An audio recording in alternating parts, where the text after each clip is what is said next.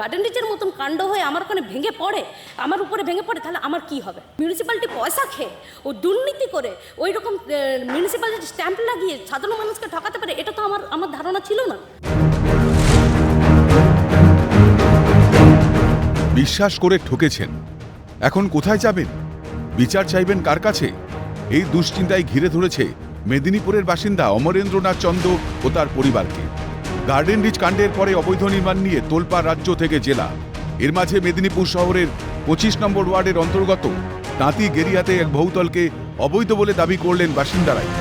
এখানে যে বিল্ডিং প্ল্যানটা আমি যেটা দেখলাম, সেই বিল্ডিং প্ল্যান অনুযায়ী এই বিল্ডিংটা হওয়ারই কথা না। উনি একটা G+3 একটা পারমিশন নিয়েছিলেন এবং তারপরে সেটাকে G+6 পর্যন্ত নিয়ে গেছেন। এখনও পর্যন্ত G+5 উনার বিল্ডিংটা তৈরি, তো ওই জায়গার উপরে G+5 হতেই পারে না। ব্যাংক লোন নিয়ে অমরেন্দ্রনাথ চন্দ তাঁতিগেরিয়ার বহুতলে ফ্ল্যাট কেনেন। অভিযোগ, সেই ফ্ল্যাটের গ্যারেজ ব্যবহার করতে গিয়ে সমস্যার সম্মুখীন হন। তারপর বহুতলের প্ল্যান এবং কমপ্লিশন সার্টিফিকেট দাবি করলেও দিতে অস্বীকার করা হয়। পরে RTI করে জানা যায় কমপ্লিশন সার্টিফিকেটই নেই। কলকাতা হাইকোর্টের দ্বারস্থ হলে আদালত রিপোর্ট তলব করে, কিন্তু পুরসভা তা দেয়নি। উল্টে চেয়ারম্যান তার সঙ্গে দুর্ব্যবহার করে, মিলছে হুমকিও। জানিয়ে এখন আতঙ্কে অমরেন্দ্র। চেয়ারম্যান যিনি আছেন আমাদের মিস্টার সৌমেন খান, উনি বলে দিলেন যে আমাদের ভোটের কাজ আছে, আমরা হিয়ারিংয়ের এখন বসতে পারবো না, আপনি তো দেখে কিনেছেন।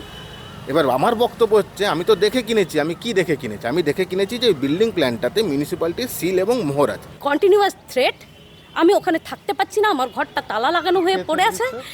বিল্ডারের ওখান থেকে থ্রেট আসে, লোকাল পলিটিক্যাল নেতারা আমাকে থ্রেট দিচ্ছে। লোন গুনেছি, কিন্তু আমি ওখানে থাকতে পর্যন্ত পারিনি, ওখান থেকে বার করেছে মিউনিসিপ্যালিটি। আমার ভুল হয়েছে, কমন পিপল, আমার ভুল হয়েছে। আমি মিউনিসিপ্যালিটি স্ট্যাম্পটাকে বিশ্বাস করেছিলাম যে প্ল্যান স্যাংশন হয়ে এখানে ঘর হয়েছে, মানে এটা লিগেলি হবে।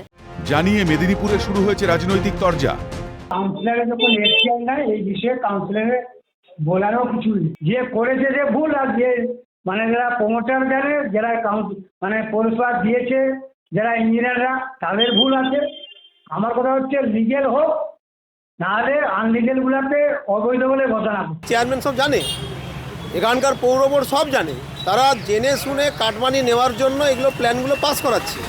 অবৈধ নির্মাণ ঘিরে বিধিভঙ্গ, যার পেছনে রয়েছে অসাধু আঁতাত, তা কারো অজানা নয়। তবুও কোনো ব্যবস্থা নেওয়া হচ্ছে না কেন? গার্ডেন রিচ কাণ্ডের পর ফিরল না হুঁশ, সেই প্রশ্নটাই প্রকট হচ্ছে। পশ্চিম মেদিনীপুর থেকে অভিষেক চক্রবর্তীর রিপোর্ট, ক্যালকাটা নিউজ।